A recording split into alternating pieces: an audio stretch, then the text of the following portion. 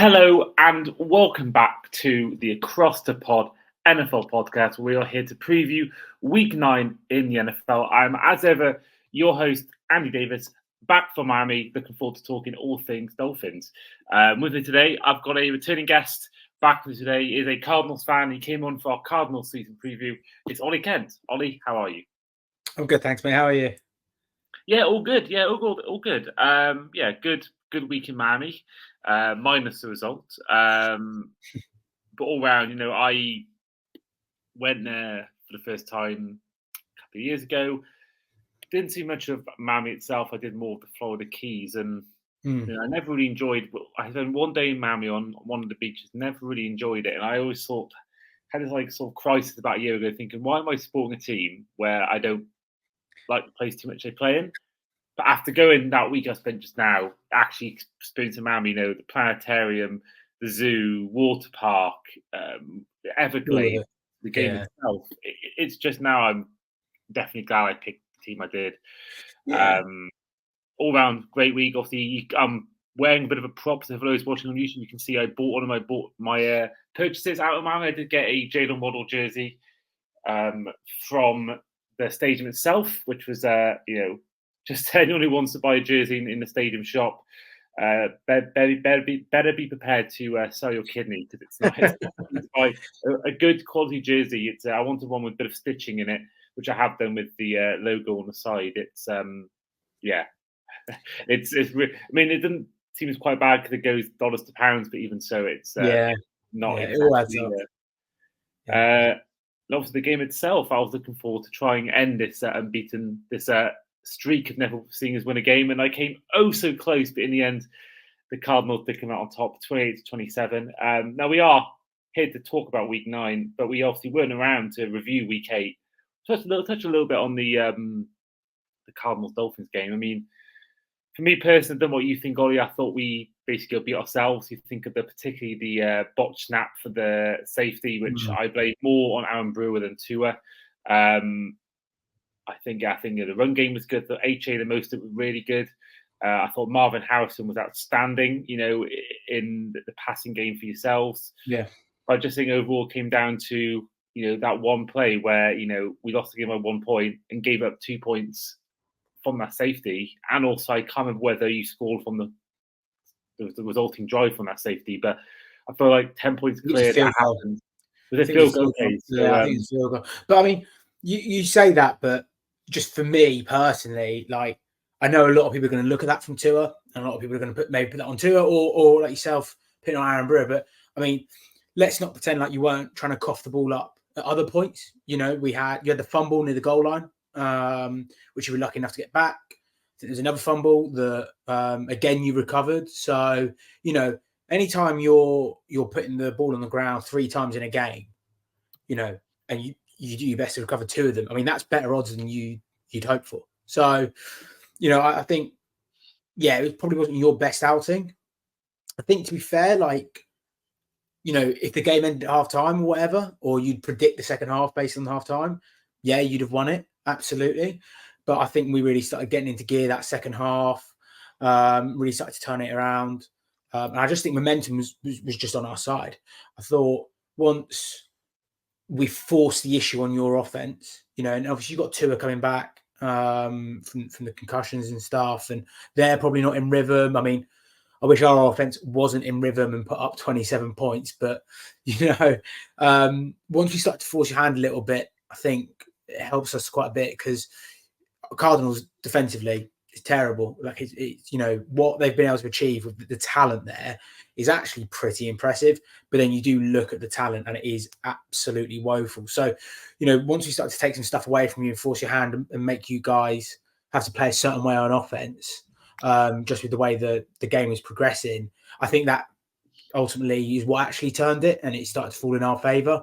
We had the confidence in the offense to get out of there, secure points, keep going. I mean, I think it was 10-17 and a half, I think it was, something like that. I say it was 13-6 or 13. Maybe something like that. I think we went on 21 points, bang, bang, bang. And things with the Cardinals as well is like long drives. Like, we're a really good long drive team. That's how they want to play the game. You see it week in, week out this season, and even towards the back end of last season. They want to maybe give you 4 possessions a game, right? And you've got to score on those 4 possessions pretty much, So I thought it was a good game. I mean, I was lucky enough. I was on the way back actually from the north. I was visiting family. Me and my brother had hotspotted it in the back of our parents' car on a laptop. So I was just watching it back, and it was fantastic. Yeah, I mean, it was a good game. It was, believe it or not, as well. I mentioned I'm now 0-6 at live games. Only the second game I believe I've seen where we've actually been in the lead at any point. So it was good at least that I got to see us actually leading a game. Because I think take away the London game where we were leading for large parts of that one against Jacksonville. You think about being Cincinnati, getting a couple of years ago against the Vikings. Yeah. There was other ones as well. There was LA and Philadelphia. I don't think at any point we ever led this game. Maybe we led it for a bit, but don't remember ever leading a half time in any of those games. So it was good all round. Even won a signed Tua jersey in a raffle, which saw that. Went towards money I paid. Me and my girlfriend paid towards the raffle tickets. Went towards Jason Taylor Foundation. There was a really good fan event on Saturday, and they were laughing. My friends I was with, because for someone who is not maybe Tua's biggest supporter, they're saying that you watch, the one thing you win is going to be this signed Tua jersey, a jersey, and it was cool to win. And it was, I believe, it was the last prize of the whole, or maybe second last prize of the whole raffle. I remember I won a couple of years ago a John Offerdale signed card. I didn't know who he was before that moment, but with this, it was really cool. And even though I've not been this big a supporter, you never know. He could win a Super Bowl, which I don't think he will, but you never know. And I could always have that jersey. The only thing I'll say on that, and it's a bias thing or whatever, but I think it was recently, I can't remember which pundit it was on ESPN, said Cardinals can't win a Super Bowl with Kyler Murray at quarterback. And it just makes me think, when you look at certain other QBs around the league, well, who is going to win one then? Do you know what I mean? Who has that QB? I don't think you guys do, personally. Like, I think even just off not even just the stats, so if you actually watch the game, like, I think Kyler obviously outplayed Tua. I just think the difference is where we're such a talent, staffed team at particularly key areas. Kyler this year certainly, at least, he elevates a team. Whereas I think Tua is a bit more along for the ride. Like, I think he's a bit of a Purdy-esque type of player. If he hasn't got a Tyreek Hill and a Waddle in the game and the run game's not going well, do you really hang your hat on Tua to start ripping it into 4th and 5th rounders and 3rd rounders at receivers? Do you know what I mean? So, and every QB needs talent around them, don't get me wrong, but there are certain guys in the league who can play with, someone who's elevated from the practice squad and still go out there and put up good numbers. I agree. Obviously, I know it's different sort of stratosphere, but you look at Mahomes, the fact that his receivers are nowhere near the quality of a lot of teams. Think about the Bengals, the Dolphins, the Eagles, the Lions. This actual receiving core is pretty bad. I mean, Rasheed Rice is good, Xavier Worthy's good, but they're not exactly elite. And Hopkins was about 5 years ago. Yeah, and Travis Kelce is not Travis Kelce of even 2 years ago. The decline is starting to show. Do you know what I mean? So, but I don't even. What's scary about the Chiefs, actually, and I know we're segueing slightly into the look ahead, is they're not playing particularly well, and they're still 6-0. So what on earth happens when they start playing well? That's the thing. I mean, that's good teams with you think about. Well, you look at the Patriots. Like when the Patriots were on a tear, right? If you got to week 7, week 8, and they just weren't particularly playing well, they were still 6-2 or whatever. You know what I mean? And look, early wins don't really count for anything. Like, they can help towards the end, in terms of literally numbers of wins versus and placings, and if you get into the playoffs or not. But if you're not hot on that last sort of at least 6-game streak, there's no point. Do you know what I mean? Like, you've got to be at the races, right? Like, you look at someone like the Lions, who I think they were 0-6 at one point under the Dan Campbell's rebuild, and they came back to 9-8. Like, that's what you want, right? That's what you want. Like, there's no mid-season awards. There's no Super Bowl trophy for being the 8-0 team. right, or the 7-0 team, or whatever it be. Like, you can be 3-5 now and still end, pretty hot. So, it's going to be interesting to see what happens with them. Certainly, we'll see what happens with sort of other people around the league as well. Like, I don't think it's as clear, certainly at least in the NFC, who necessarily the contenders are. Like, the AFC is hot. There's a lot of good teams in there that you'd worry about facing. I just don't see it in the NFC at the moment. Well, we'll find out later on, because I'm going to ask you at the end of the show for your early Super Bowl prediction, who's going to make it there. But on your point about that, you think about the Steelers starting 11-0 a few years ago. Yourselves, the Cardinals, when I first met you, you were rolling at like 0-8, 0-7, no, 0-8. No, sorry, 8-0 even. Yeah, sorry, the other way around. We did get hot, and then both the seasons collapsed. You think about on the flip side, you think about the Buccaneers won it a few years ago as a wild card team. They didn't win their division. You mentioned that the Patriots, and even the Chiefs went into latter parts of last year playing poorly, but then they got hot in the playoffs. You think about as well many years of the Patriots, and you think about the Giants as well going as a wild card team. I think that we beat Broncos 70 points to 20, and we got knocked out the first round. So I think you're right. I think it's all about, I've said it before loads on this podcast, but it is striking when iron's hot, getting hot form late on. And yeah, and I think that speaks to, I think the league sort of knows that as well, to be fair. Like, you look at things like preseason and stuff, I think guys are quite happy to not necessarily have, to value those games anymore for starters, whatever, because they're quite happy to still use that first 4 games of the season in the regular season to figure out what's cracking. Do you know what I mean? Because you think about it, like, I always think about it with maybe say like a 49ers and stuff, and you just think, like, obviously they've made it to the Super Bowl twice in the last 4 years or whatever, but like, do they just run out of steam at the end of the year? Like, is it just too much?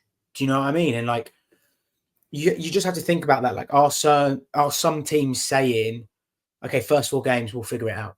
We don't know what our identity is yet, and we'll see what happens. I think it's certainly a trend that is showing in some areas of the NFL. I agree. And I think that even looking back at, the New Orleans Saints, we'll talk about them later on, but they were 2-0, absolutely flying. Kubiak, his system was like this thing, or they could be a contender, and they haven't won a game since. The Jets, they haven't won a game since, I think, week 3. Oh, God, not the Jets. It was never going to. They just need one more of Aaron's friends, and they'll figure it out. Like, come on. Well, let's get on to them now. They are playing Thursday night football. They're playing against the Houston Texans. I mean, I know there's obviously the Stefan Diggs. That's 6-2, by the way. That's 6-2 Houston Texans. That is not your typical 6-2 team. Like, it's the same. Like, I don't know. Yeah, do you know what I mean? I mean, obviously they're going to be without Diggs for the rest of the season. That is huge. I mean, they've had, I believe it's Tank Dell as well who's injured, and they've lost some weapons. They've lost. I mean, look, they've got Nico Collins as well, who is really, he's having a good season so far, and he's definitely going to be a breakout guy. But this is it for someone like CJ Stroud. Like, with all that hype last year and everything, like, this is what being an NFL QB is. We've just spoken obviously about sort of Patrick Mahomes and lack of talent and stuff like that. Like, it's time to show out. Do you know what I mean? I will say that Texans defense is legit, though. There are some very good pieces on that defense. Yeah. Yeah, I mean, for this one, I'm going to go for the Texans to win, because I just think that even without Dig, I think Stroud make it work. And I think there's just seemingly a lot of turmoil right now with the Jets. And, with the Diggs injury and other injuries, maybe the Jets could get back to winning ways, but I've not seen anything really in a few weeks to make me think they are going to win games, especially against a team who's 6-2 like the Texans. And I know they haven't been quite as good as I thought, but they're winning games. That's the most important thing. And like we talked about for the last 5 minutes, if you're going 6-2 and not playing well, if you start playing well just think what they could do. I think the fact they're 6-2, not playing this well, we know how good they can be with the Stroud particularly, and the defense as well. I just feel like it's tough as well, because Thursday night games are some of the worst on the calendar year. But I mean, yeah, look, Rodgers and the Jets, it's been a bad run. I think actually something that's overlooked massively is with Salah's departure, does that defense keep playing at the level we've known it to play at. Certainly didn't show it against the Pats, you know. So do they rally behind that? I don't know. For me, it's a Jets loss. You know, I think the Texans take it, but yeah.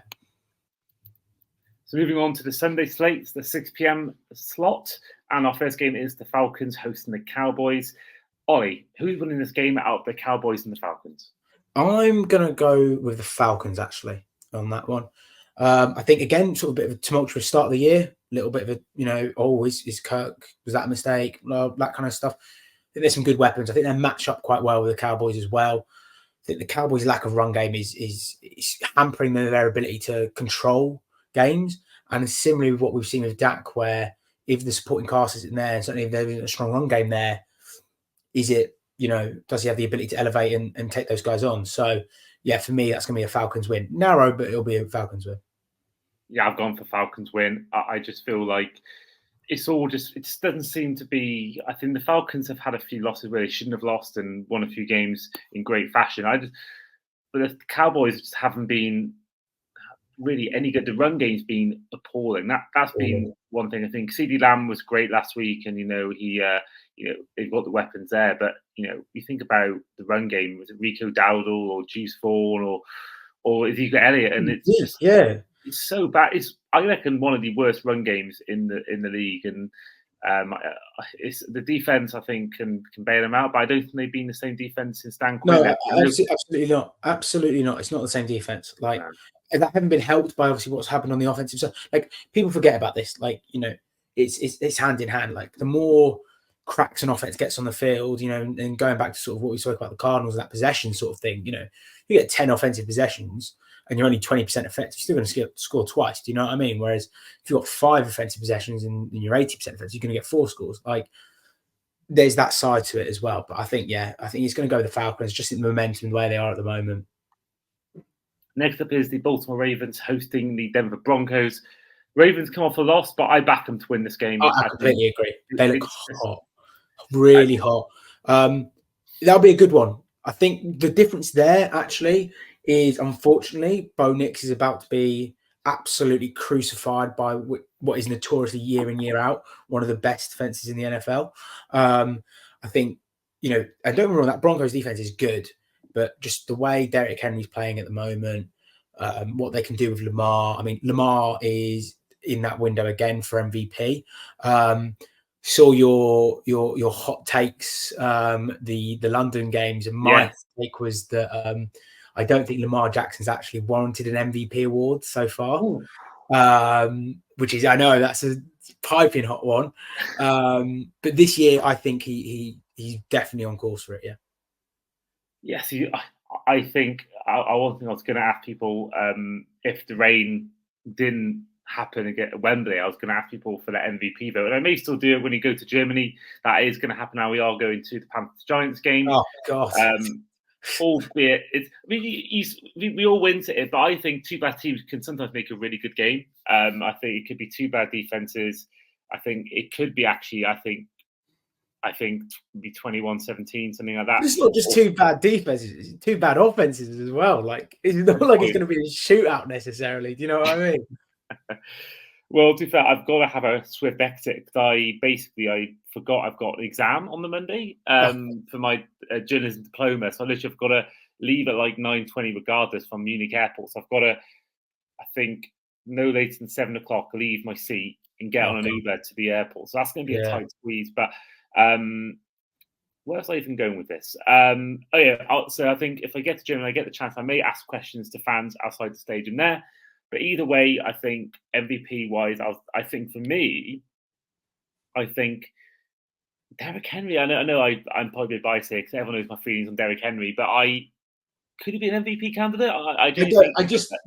The way the league's at, no. I think the other problem there, I think he's Offensive Player of the Year candidate. I think the other problem there is that because you do have a Lamar there who's going to be in the conversation for MVP, your argument could be, has Derrick Henry necessarily elevated that offense, or is he the new best player? I think there's a case for that, to be fair.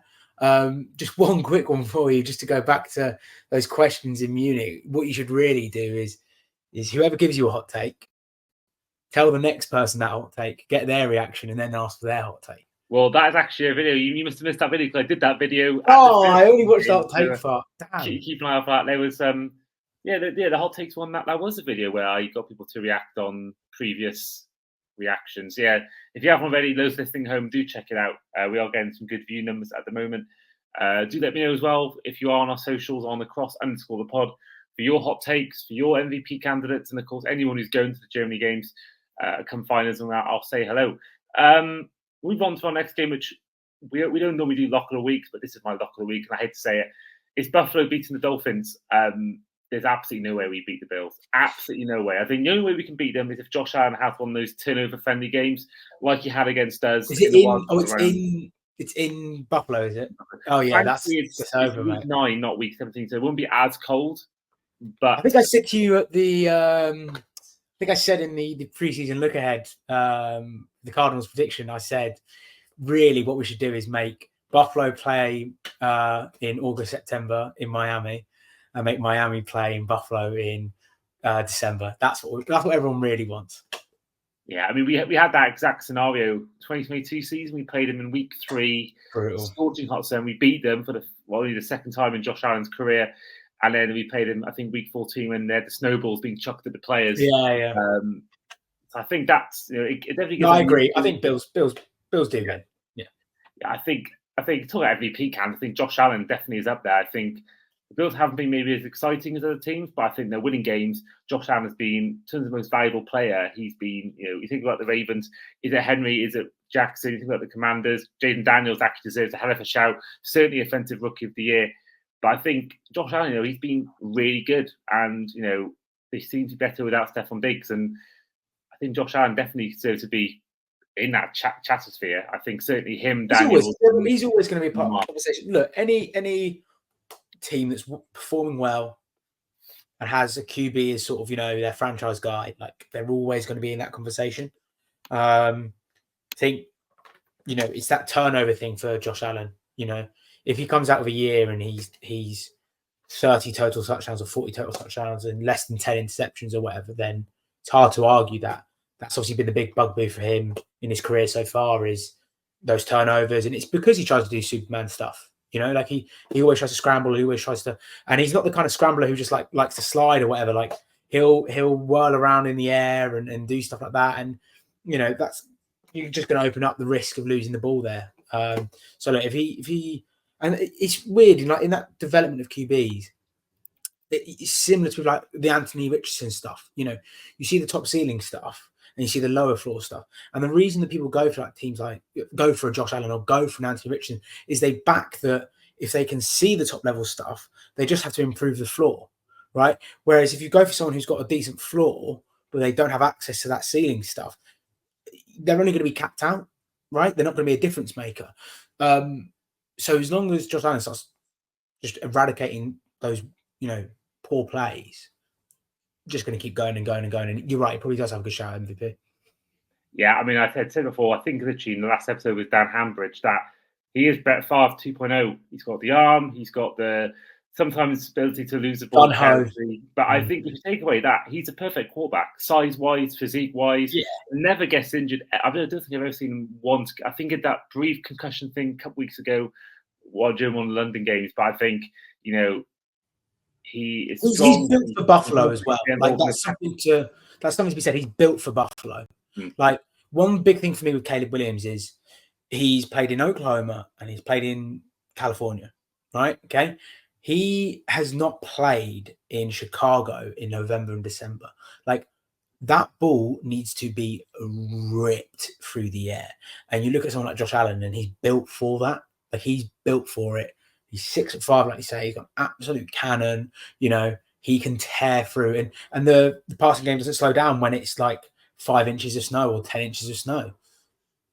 No, it's I've been there in late October and thankfully it wasn't too bad, but I just couldn't imagine what it's like in go back to that game in week 14 of the Dolphins Bills. I just can't imagine. We've got David Kapros potentially coming on, who lives in Buffalo, who's going to the game, season ticket holder. He'll be talking to me and us hopefully about his experience there. He must be used to it. It must be just just sounds like it's horrendously Hell, close. yeah. Moving on to what I think is possibly the worst game of the week. No, most definitely the worst game of the week. One of two games. I think the next one's coming up. Saints at Panthers. It's such a terrible division. It's such a terrible division. Like, well, I think I'm going to go Saints. Saints, okay. I mean, I think you got top heavy. You got, I think two personally, two playoff teams in the Bucks and the Falcons. Then you got two horrendous teams in the Saints and the Panthers. Well, I think the Falcons, but the Falcons get it on the merit of how poor the rest of the division is. Do you know what I mean? It's not like it's the AFC North where they're all looking, or the NFC North where they're all looking at each other like, and they're hot, and you know those are some good teams are going to squeeze it out. Like you say, like, you know, it's bad. Like, it's just bad ultimately. Do you know what I mean? Like the Bucks haven't exactly been. You wouldn't scream playoff team, but obviously the division is going to be handed to them, right? But between them, I'm going to have to go Saints. No one is worse than the Panthers. No one is worse than the Panthers at this point. I'm going for the shock. I'm going for the Panthers to win this. I think you talk about a hot streak. I think the Saints are in a real low streak, and I think that Alvin Kamara has been limited in participation, same as Juwan Johnson. I've not been impressed with Spencer Rattler, and Derek Carr was limited in practice. Andy, even if you have Spencer Rattler with one leg, it's better than Bryce Young or Andy Dalton. Andy Dalton is solid. I'll give him that. Oh, come on, he can win you 5 games a year, and I think that's more than Spencer Rattler. 5 games? Jeez. No. But I think, I know they just lost one of their main receivers, but I don't know. I feel like some point you've got to be bold. Who dares wins, they say, as Del Boy once said. And I just think that divisional games are different. So yeah, I mean, I'll put it this way: I won't be watching it. It's not going to be a good one to watch. Probably the least time spent on red zone, probably that game. I can't imagine not showing much of that. I think this game, it's a weird one. Raiders at Bengals. I'm going to give the Bengals a win. I just think that as bad as their defense has been, their offense has been absolutely fine. I think most of the time, if you take, it's been good, like MVP good, like that performance from Joe Burrow against the Ravens. We saw the 5 touchdowns he threw in that game. He's been very, very good. They just haven't necessarily got the wins to go along with it, and that's obviously an indictment of that defense. But again, Bengals, one of those teams. Like, I mean, they're what, 4-1? They're 4-1, aren't they? Who, the Bengals? Yeah, or no, 4-2. I think they're 2-4. I think. No, I don't think so. Are they? 3. I think they won a couple of games, but I think they're 3-5, 3-4. They are. But for me, again, they're one of these teams that, like, who cares about the first 4 weeks of the season? 3-5, yeah, 3-5. It's just that defense. That defense really scares me how bad it is. I mean, Joe Burrow is playing at an MVP. He is playing at an MVP level. Look, for me, yeah, it's a Bengals win. I just think there's so much going on in Vegas. It's terrible, like really bad. QB situation is laughable. Obviously, lost Devontae Adams. I think that said something to the locker room as well. Like in the NFL at this point of the year, you have buyers and sellers. You have teams that accept they want to improve their position for next off season. And you have teams that are starting to go all in on this year. And Vegas has already established itself as a seller. So really the front office is commenting on its own expectations of the team. So, and there's all these rumors about Max Crosby as well and stuff. So look, for me, it's a Bengals win. I'd look out for the Bengals this year. Like, the division's tough, don't get me wrong. But again, first half of the season, 3-5, fine. See what happens in the second half, especially with the way Joe Burrow's playing. Exactly, and I think that we've seen with Lou Anarumo over the years where he can quite often, a lot of the time, adjust his defense accordingly. See some great defensive schemes against the Chiefs in particular, but in a lot of the playoff wins and big games in the regular season. You talk about getting hot. I mean, right now they're on the bubble. They're only 1 win behind the Chargers. Only 2 wins behind the Broncos. I don't think the Broncos have been that good. Everyone's 5-3, and I think to be only 1 win behind the playoffs, playing that well on offense, and I think to be 3-4 and be 1 win off the playoffs, I think exactly as you said, hit form at the right time. I think, yeah, definitely a team to look out for. But yeah, the defense just and O-line just massively worries me.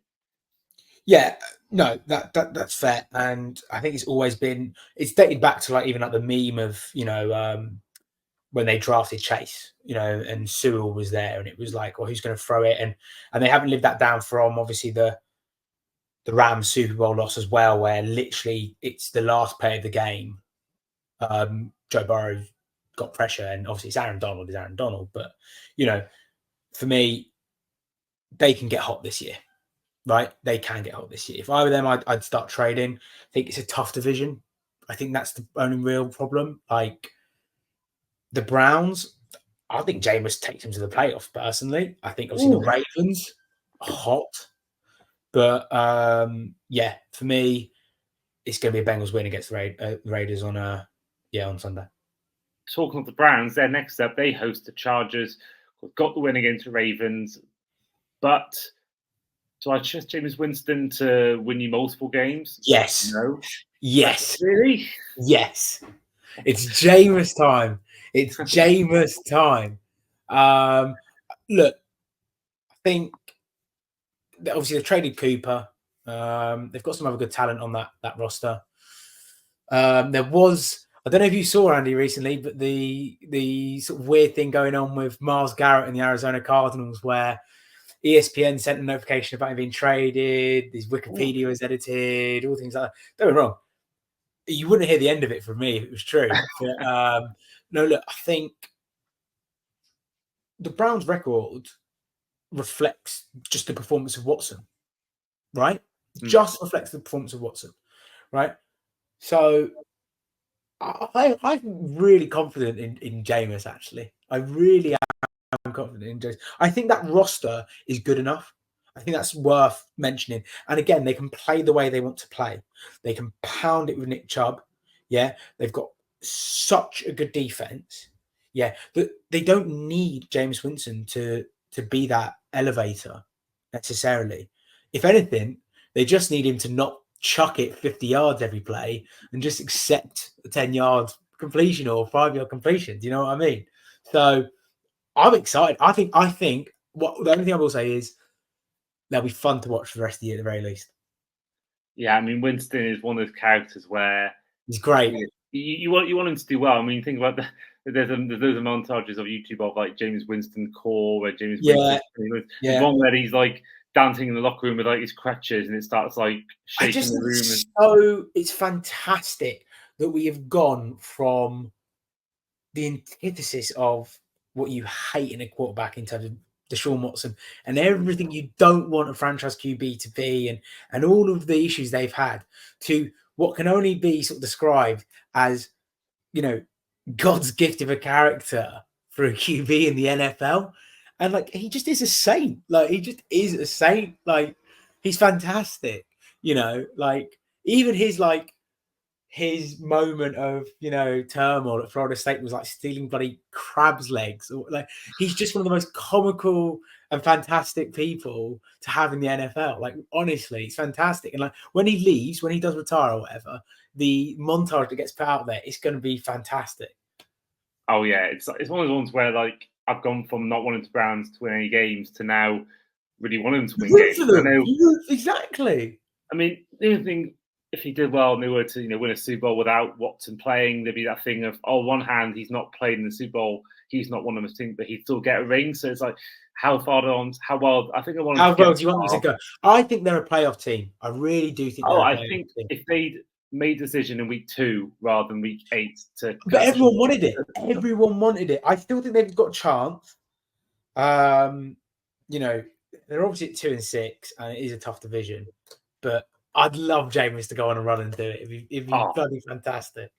What I would love is, in terms of redemption stories, Super Bowl where it's Jameis Winston against Sam Darnold. That for me would be. Oh my goodness! The comeback fight off or whatever. Yeah, I think the only thing I will say is, if any of this is going to happen, they have to win this game now. Because if they lose the next game, then they will start selling parts. Like, they will. That's just a fact. No, I just think it's karma for the deal they did. I think it's coming back to roost. But yeah. Yeah, I mean, yeah, it's exactly that. Now we've gone from one. Now next up is a team that was once dysfunctional, but now they're pretty non-dysfunctional. And the Commanders, as they travel to the Giants, I think this is one of the easier ones to call. I think the Commanders win this. I think Daniels has been so good, and he's been by far the best rookie of the year so far. I mean, that end of the playoffs, we didn't touch on it because obviously it was we weren't around for the week 8 review. But from the play you had there, I mean, Daniels is just electric, and it seems like just because I've never seen it all my years, 14 years being a fan, what, 9, 10 years watching it properly. I've never seen the Commanders be good. Never seen when they're the Redskins or the football team. No one has. Yeah. Never. It's like in my head, I'm still picturing being a bad team. My brain hasn't quite completed yet. Actually, they are a good team now. I mean, they're 6-2, 1 win clear of the Eagles in the NFC East, and Daniels, they just downside is gone. It just seems to have all just flipped the switch and gone completely. Yeah, it's more positive, just franchise essentially, right? I think the coaching change has been massive for them, right? Steady the ship, knows how to win games. Done it at multiple teams. I think Daniels, like you say, is obviously electric. I think the big concern with Daniels is that injury thing, and it was a pre-draft thing, right? If you saw how he played the game at LSU, and he's very slender. Does he hold up for 17 games of the year? And I think it also goes back to this: they're hot now, right? Do you want to be hot now, right? And so the OC is obviously Cliff Kingsbury, former Arizona Cardinals head coach. Always trailed off towards the end of the year, always, right? And his offense, it was always based on, I've got an electric sort of young rookie QB or whatever, bit it Kyler, bit it Daniels. So, where does that drop if it does drop? I think obviously Dan Campbell as the head coach instead, that could be the difference maker. Obviously, it's a no-brainer. Going to choose Washington. I don't think Daniel Jones could throw out of a paper bag if he wanted to. And that is a bad football team. Yeah, it's really, really bad watch. The final lot of our 6 p.m. games is probably the second worst game of the week. Tennessee Titans hosting the New England Patriots. Yeah. I've given the edge to the Patriots. I just think Same. They've just, in games they've lost, they put up a fight, and they, think that they beat the Bengals. And it depends on Drake May. It really does depend on Drake May's status. I watched him at Wembley, same as you. He looks good.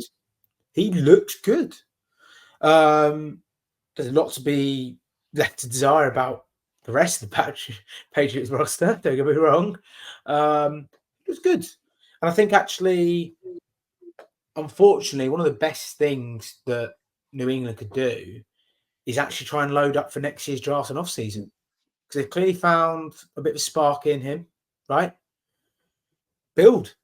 Invest. Build around him, right? Get rid of the dead weight that's on the roster, move on, free up the cap space, pick up your 4th, 5th, 6th round picks, all that kind of stuff, right? Go in next year. I think they win this game. But yeah, it's an interesting time in New England. Yeah, I think even if they have like the 4th record, they can probably the 4th worst record this year. I think they can go out and go and get a top receiver for Drake May or a top lineman, or I don't know. I don't really know what the college status is. Obviously, someone like it's very defensive loaded this year. Last year was very offensive heavy. This year, your edges, your tackles, your corners. There's some real good talent. The top 10 this year, probably looking at 7 defensive picks. Interesting. Yeah. That's it's good to know as a Dolphins fan. I think I wouldn't mind some defensive. Cardinals. If Cardinals did all-round defensive selection, I'd have no issue. You mentioned London actually there before. I've not asked you yet about your experience this year going to the London games. Of course, I saw you in person in Dublin. Didn't quite get to see you this time in London, but overall, how's your experience in London this year? Fantastic. I love it. I love it as a spectacle. This is 8th year now going. It's great. It's so good. I think the other thing as well is like through my own experience with coaching and stuff like that, like in the community, I meet so many people that I know at the games now. And obviously, like, knowing yourself, knowing people like Phoebe Schechter, people like that, like good connections. It's just really nice to see. Even I don't know if you saw the JagTag Foundation. They announced obviously the bursary fund. It's a linebacker I coached at GB Under-19s. Like it's just great, and I really love it. I love what it's done. I think one day, don't know if it'll be. I think it'll probably be in my lifetime. God, I'm dating myself massively there, but I think we'll get a London franchise at some point. One thing I did say with people I was talking to at the game actually is, if there was a London franchise announced, Andy, would you come off the Dolphins? No, You wouldn't. No chance. I've got my team. I can't change, and I'm not. I get that, but and don't wrong. Like I've been with the Cardinals now for a while, and they'd be bad. But I mean, the opportunity to have our team, I don't know, man. I don't think I could. I think that I could want to do well, and I could, get. I guess I'd definitely get a season ticket, or at least go there as part of media. And I think I'd 100%. Yeah, certainly if they get a team, they hire up jobs to be the full time, writer, beat writer for them. Maybe then you could be swayed if you worked along them, but I don't think I could ever move off in any sport my team unless I think the Browns one is the only one where I could choose it. I know a few fans have done that, but no, I couldn't ever. The one for me, right? The one that I think makes a lot, and this is crazy and would upset a lot of people, right? Okay, one of the New York teams should become the London team. They should relocate. Right. And now I've given you my Lamar hot take. This is my other hot take. Right. Got two New York teams, saturated market. Okay. New York, very similar to London. Right. Okay. They share a bloody stadium already. Okay. So they're used to sharing a stadium over here for a little bit. They're going to be two of the wealthiest teams. Right. And they're East Coast. They've already got significant fan bases in the UK. Right. Okay. Forget Jacksonville. Keep that one. No one cares. London, one of the New York teams. To be fair, the Jets do a lot of stuff in the UK. They're already one of the marketable teams. I got to meet Quincy Williams and a few other players. Obviously, the Jets came over this year, and I think there's a lot of, they're doing a lot of stuff, especially at the flag football level. And a lot of stuff you could tick off. Like I'll just rattle through, obviously, a couple of reasons. Like, I think that would be the one for me. I'm not saying it's going to happen, obviously, but that would be the one for me. I mean, that's the only way I think if the Dolphins turn London Dolphins, I think that's the only way I would change. But no, I couldn't. There's no way. I mean, I would say that if the Dolphins became no longer a franchise, I would go Bears. But certainly, if that happened and London team were there, maybe I'd be swayed. But I think going back to your point about meeting people, I think that's one thing I've loved the last couple of years is getting to meet people you see before. You mentioned Phoebe, got to chat to her this year. Even things like, going out for drinks with people from the podcast world and the media world, like Freddie and Sky and Gareth from the franchise tag. I mean, I remember even watching Seahawks Niners at Sky's from the franchise tag, eating some wings. And, that's one thing I love now. Now I've been multiple times in press. You get to know certain people. You meet certain people you know before. Met Rich Eisen in person. All that kind of stuff. I think I've found it just always even though right now it's all unpaid. It's all off my own money, off my own back. It's something I love doing, and it's just something that for 3 weeks of the year, it feels like it's fantastic. It's fantastic. Making a difference, and I think it feels like the NFL world. It's in London. And it feels like that's what it is, and it feels like it's NFL is London, it's London time, and it's fantastic. And everyone I've met from I remember meeting Sam Moores, bumping into Sam Moores recently, Baldy and the big fella, loads of people I've met over these last 4 years doing this podcast in person rather than just over Zoom or StreamYard. It's just always just one of my highlights of the year. Now, moving on to the late slate, which the first game involves your team. The Arizona Cardinals hosting the Chicago Bears. Cardinals win. Off the back. Cardinals win. Straight off the back, not even debating. Cardinals win. I think Chicago's had a bit of a lull at the moment. I think we're hot. I think one thing with the Cardinals actually that's a bit underappreciated is we have had a bit of an injury bug actually. We've got Darius Robertson. Hopefully, will play. That's our first round pick of this year, and that's on the D line as well. One of the spots we need most help at. And Jonah Williams coming back at right tackle hopefully as well. So that's 2 starting pieces, right? You know, with Robinson coming back, that's the equivalent of picking up a first rounder. Like, if any team in the NFL went, oh yeah, we've got a first rounder coming back, or we've traded for a first, you'd be happy, wouldn't you? So I think Carter's playing some of his best ball.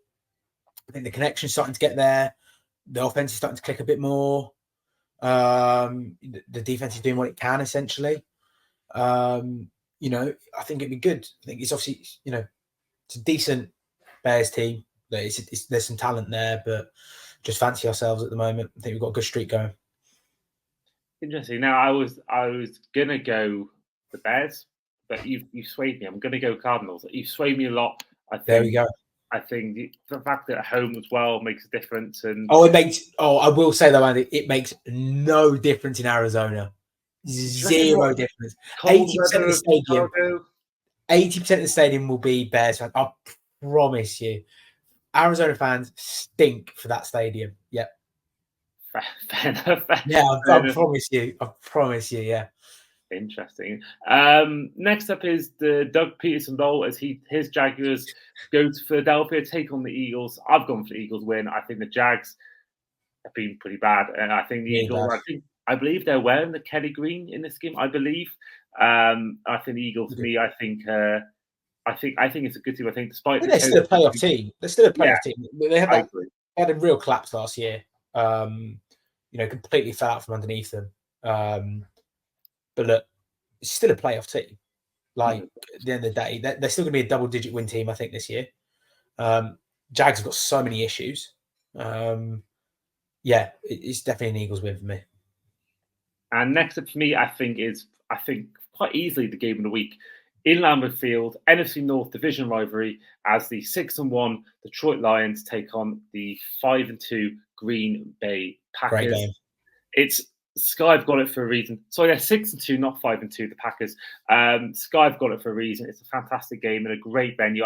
It's my favorite stadium in the NFL. I think it's got to be up there. It's one of the best. Yeah. And yeah. It's interesting you say that because I was going to bring it up.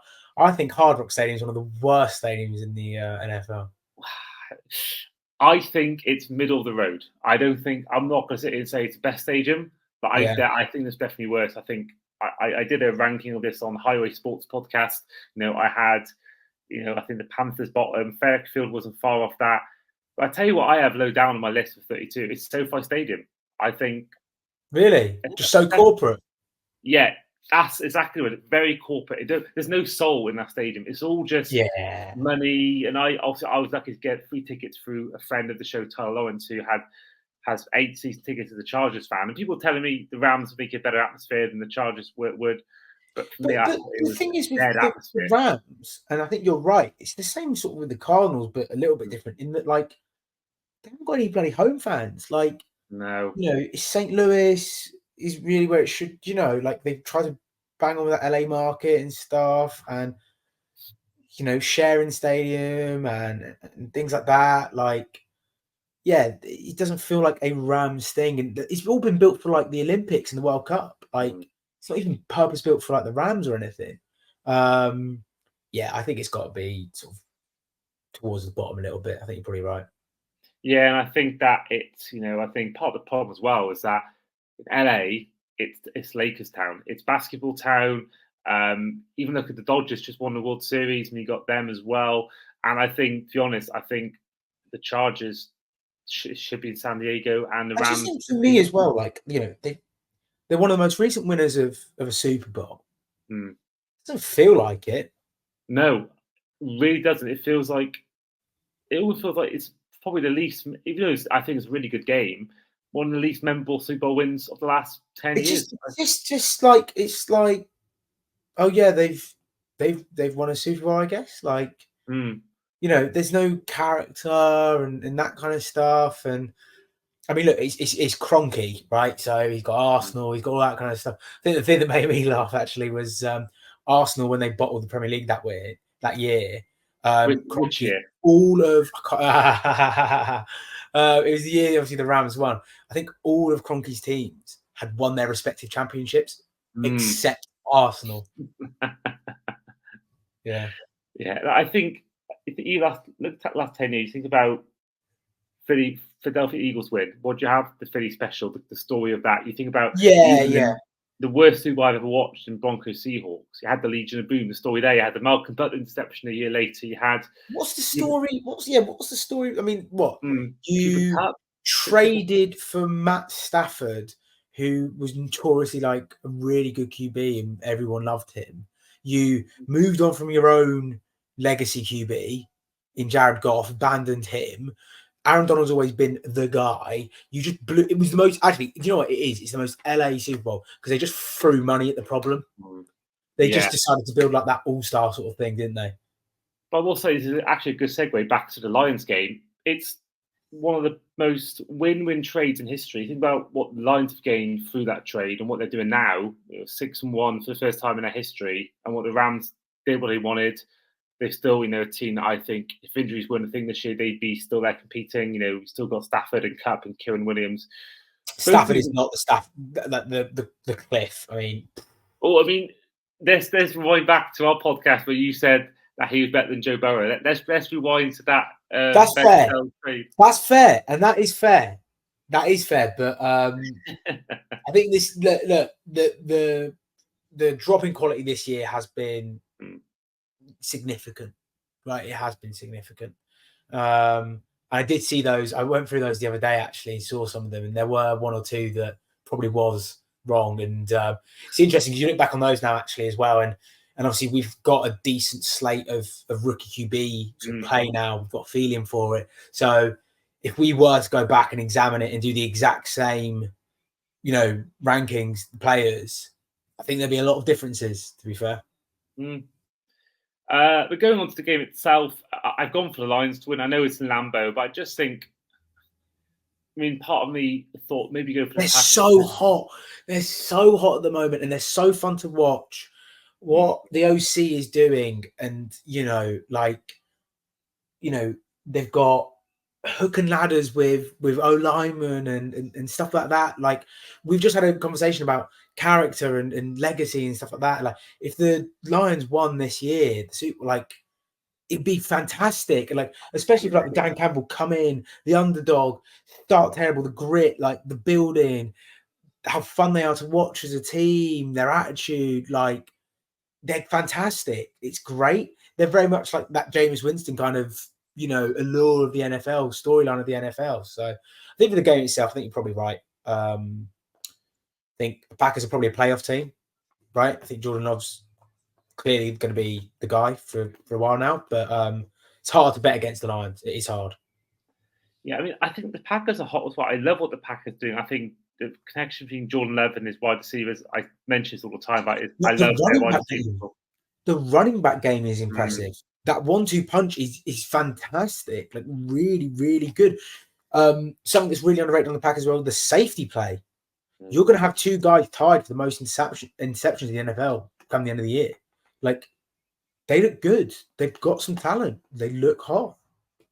Yeah, and I think that I saw just now actually that Jared Goff was actually limited in practice this week, so that could go against the Lions. I think that, but the fact that they had 5 plays on kick returns, had 190 yards from that with 1 9-yard touchdown, and I think Goff had 80 yards the whole game against. Yeah. Well, they're on more touchdowns than incompletions. Ben Johnson, what Ben Johnson has done there. Yeah, Ben Johnson will get a head coach job next year, 100%.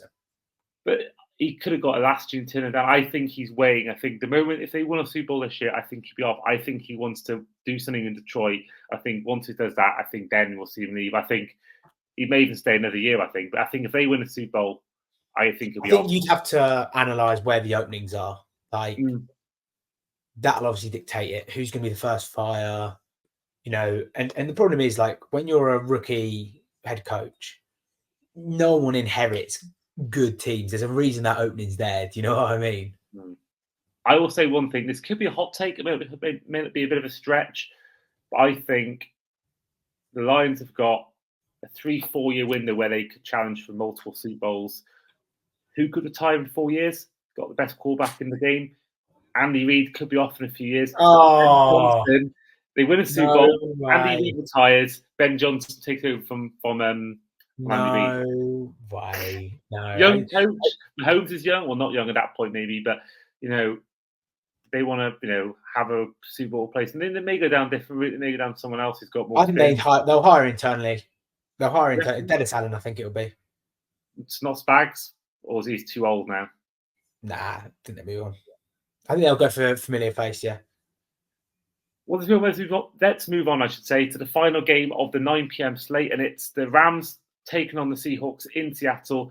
I'm going for a Rams win. I was really impressed. I managed to watch, because I said in a tweet that the first red zone I missed in only a few I missed in the last few years. I missed that Hail Mary play from the Commanders. But what I did watch with Thursday Night Football was Rams against Vikings. And I was really impressed with the Rams offense, that despite how bad they've been all year against the Brian Flores defense, that has been really good this year. They were 5-0 until 2 weeks ago. What we've seen, I thought was really good from Stafford. I think he stung the ball really well. Obviously, got Puka Nacua back now. Cup had a good contribution towards the game. I think they're getting players back. And like we said with the Bengals, they could hit form at the right time later on in the season. And I think the Seattle team has been very hit and miss. And I think Rams, despite being on the road, it's still West Coast. I think the Rams are going to get the win, and that might be the win. Last week might be the one, but this week could be the one where it gives them that push and drives them on second half of the season and gets them to the playoffs. But who do you think wins this game, Ollie? I wish they could both lose. I'd like to start with that. Yeah, it's a good point. It's a good point. Yeah. I'm actually going to go Seattle on this. I think from a matchup perspective, I think where you look at the Rams' strengths in terms of the pass game and stuff, the Seahawks, that's a good secondary. They've got some guys who can match up. Both corners can play, Puka or Cup. Like, they've got some good matchups there. I think then on the flip side, I think the Rams defense is there's stuff to work out there. I think they've got some nice pieces along the defensive line. Jared Verse making decent claim for defensive rookie of the year. There's a couple of other good pieces there. I think the secondary is where it gets let down.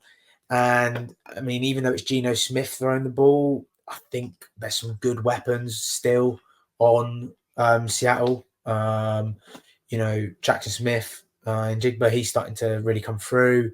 Lockett seems to just be, this granddad who just keeps on going and going and going and going. I think obviously DK Metcalf, his health, that'll be an interesting one to keep an eye on. But yeah, I think for me, Seattle just edge it. Just think from a matchup perspective, probably in their favour. So moving on to the Sunday Night Football slate, which is the Indianapolis Colts taking on the Minnesota Vikings. I'm going for the Colts to win. This may surprise people. I just think that the Vikings... I think was good. Yeah, that's was good. And I think with the Colts, I think first of all, the Vikings, I think they've been... And well, actually, the Lions game was just unlucky because it was both teams were really good on offense. But I think, look at the Colts, the games they've lost, if you take away the one where they lost 16-10 against the Packers, still 6-point game. They lost by 3 points and scored 34 points in week 5 against the Jags. In week 1, they scored 27, lost by 2. And then in the game last week against the Texans, they scored 20 and lost by 3. So even the games they're losing, they're close games. They've not lost by all games in the NFL are pretty close games. Most games end up one score. But then I think games like the Titans where they lost by 30 points, and our game against the Bills where we lost by multiple. There's games teams have where they. No, I get that, and like you got blowouts like last year, you beating the Broncos and things like that. Like it does happen, but most games are pretty close. I think the Colts have got a good roster. I think Richardson probably is actually holding them back. It can be really interesting to see what comes out of his recent comments about I was tired or whatever. Like that's crazy to me. He's not been good enough in general, right? Throw in a deep touchdown every other game or whatever does not a QB make. I think Joe Flacco pretty good. Pretty solid, to be honest with you. Like, I'm not saying they're going to be a playoff team or anything like that. And again, it's another division where you sort of look around and go, okay, who's up against you? Do you know what I mean? I think for me, very good O-line. Still got Jonathan Taylor. Still got Pittman. That's probably it. Joe Flacco could do well. Colts middle of the pack. It's a tough one with the Vikings because are they hot? Are they cold? Where are they at now? Which Sam Darnold are they going to get? Has the defense been figured a little bit? I think I'm probably going to go Vikings win. Okay. I think this Michael Pittman situation. I think he's been limited in practice this week. Didn't participate one of the days, but I think Josh Downs is a really good receiving weapon. And I think Joe Flacco. I said before that's why I was confident of the Dolphins win against him was because he wasn't starting. It was Richardson starting. I know I had high hopes on him before the season started. I think most people did. Like, let's be fair. Like, he's shown some really good glimpses, and where it is where he played 5 games his rookie year or whatever, we were all like desperate to see his second year, and he'll have been in the building and he'll have learned and blah blah blah. And it's like it feels like we've got game 6 Anthony Richardson. Do you know what I mean? Like just carrying on the rookie year. So yeah. No, I didn't think the Vikings and they're having a worrying bit of form and on paper they should win this game. They've still got an amazing team and they've still got Jefferson and Darnold. I think can still get back to being good again. But I just think right now on current form, I think they could lose again to this Colts team. Monday Night Football is the last team to remain unbeaten in the Chiefs 7-0 against Buccaneers. I think I would love nothing more than Baker Mayfield to run down the field under center, 2 minutes to go. And throw I love Baker as well. Yeah. I love him so much, and I would love him to end this Chiefs unbeaten run. I'd love him on prime time with the whole world watching, with Joe Buck commentating, with Troy Aikman, Baker, game-winning touchdown drive late on. But I just don't see it in our head. You know what? I got another hot take for you. If Cleveland doesn't move off of Baker, they could have potentially been in a Super Bowl. When you look at that roster, you look at how detrimental that Watson signing has been. If you just stuck with Baker, So, and I'm happy for him. I'm happy for Baker. Like he's a divisive character, but not for any bad reasons, in my opinion. Like, I think some people just like him, some people just don't. He's got a fiery personality. He's clearly a competitor. He's been a bit hit and miss. Played on, he was pivotal in turning around that bloody Cleveland Browns franchise. And how do they reward him? See you later. It's crazy to me, but no, I agree. I think as well. Sorry to interrupt you there. I think with Bateman, I think he showed quite a lot of immaturity at times in Cleveland. There was a lot of clashing with reporters, but I think it sounds like as soon as he had his child, he seems to just matured massively. And I think he goes to Buccaneers, and you see that in some guys as well around the league. Like, it's not uncommon. It's almost the opposite. It's almost the opposite of Antonio Brown. Yeah. Well, you'd have thought by the bloody 6th one it might have clicked for him, but yeah. Yeah, no, and this actually is a game as well with the 2 to 3 joint interception leaders in the NFL in Mayfield and Mahomes. Obviously, Baker Mayfield's got 21 touchdowns. Mahomes has just 8. So Mahomes is still winning games despite being really bad, but that's obviously a sign of a good quarterback. I think it's hard to go against the Chiefs. Like, it cannot be understated. I think one thing that's really understated actually about the Chiefs is that defense is so good, and I mean so good. Like, they were one of the reasons they won that Super Bowl last year. Okay, it certainly wasn't necessarily Pat Mahomes; it was the Chiefs, right? The defense. It's just hard to go against someone like Andy Reid and just how that team operates, and they've earned that. It's that Patriots Tom Brady kind of era thing of just like, how can you bet against them? Do you know what I mean? So, yeah, look, I'm going to go with the Chiefs. It's quite a tough game to call, that one. Yeah, I think the Buccaneers have showed they can put up a fight. That game against the Falcons was, I think, personally the game of the year so far. But no, I think it's I think they'll. I don't know. I think they'll lose at some point. I think they could do a Patriots and maybe a Super Bowl, and maybe you'll reach far in the playoffs and lose. But I just think, this game they'll still be riding high and getting the win. So that is all our predictions done. We've got 3 different scoreline winners, but all the rest are the same. So we've got 4 different winners. So we've both gone for wins for the Texans, Falcons, Ravens, Bills, Bengals, Commanders, Patriots, Cardinals, Eagles, Lions, and then the Kansas City Chiefs. Whereas I went for wins for the Panthers, Chargers, Rams, and Colts. And Ollie went for wins for the Saints, Browns, Seahawks, and Vikings. And before I do go as well, we haven't actually mentioned our previous scoreline winners. So last week, I had 10 correct scores. Dan Hambridge had 9. And it was 10-9 again the previous week, but I had 9, and guest Lee White, a.k.a. Brit Jag, had 10. So Ollie will be trying to beat the co-leader, which is me, who had all 14 correct in week, I believe it was in week 6. Before we do go, can you guess? Actually, quick question for you. I mentioned there Baker Mayfield and Patrick Mahomes were the top 2 of the 3 joint pick leaders this year in interceptions. Can you guess the third player on this list? Who's had 9 picks as well? Is it? Oh no! The same conference as Baker. I was going to go. Is it Derek Carr? No, he is actually. He's only had 4 interceptions this year. Well, he's not played as much, has he? I guess. It's a good point. Yeah, it's a good point. It's a good point. Yeah, he's not played half the season. Okay, to give you another clue. Well, it's either obviously Bryce Young or. No, their team has won more games than they've lost. So is it Kirk? No, he is on 7. No, completely lost me. My brain's gone. Jordan Love. Jordan Love. Yeah, 15 touchdowns, 9 picks, which I was surprised by. I like Jordan Love. I think he's really good. Well, I think that my initial guess was going to be Joe Burrow, but I just thought obviously he's been playing such a MVP level. You can't have 9 picks and be at an MVP level. He's only got 3, Burrow. Yeah, and that's why he's at an MVP level. Yeah, that's interesting. Jordan Love. That is interesting.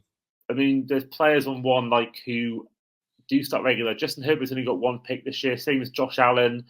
Obviously, Russell Wilson's got 0, but he's only played one or 2 games. Drake May's only got 2. Lamar Jackson has just 2. Kyler has 3. Arizona, certain Arizona QB's doing pretty well. I will say, it surprised me actually that despite 7 games started and how bad he's been, only 3 picks for Watson, which I'm really surprised. I thought we had a lot more. Well, because it's not that he's. Well, I mean, to be fair, he has played poorly sometimes and he missed throws or whatever, but he just hasn't justified the contract and hasn't played well. Do you know what I mean? It's the same as I mean, I'd be interested to see what Justin Fields' interception rate is. I bet he's on 3 or 4. Well, 1, yeah. Look, there you go. He's obviously not the best QB. Do you know what I mean? So that is a good way to end the podcast for today. So, once again, huge thank you for Ollie for coming on today. No, thanks for having me. It's always good to have a chat. Always good to talk some ball. I'm glad you enjoyed Miami, obviously, and welcome on anytime. I'll come on anytime. Always good to have you on, mate. And it was good to see you a few months ago. And I said before, same I didn't see you in London, but I'm sure I'll be seeing you soon. Yeah, sounds good. Great. In the meantime, this has been the Across the Pod NFL podcast, our Week 9 preview with your guest today, Ollie Kent, as well as your host, myself, Andy Davis. Don't forget to follow us on all socials in across_the_pod on both Instagram and Twitter. In the meantime, enjoy Week 9, and we'll see you guys for our Week 10 review. See you then.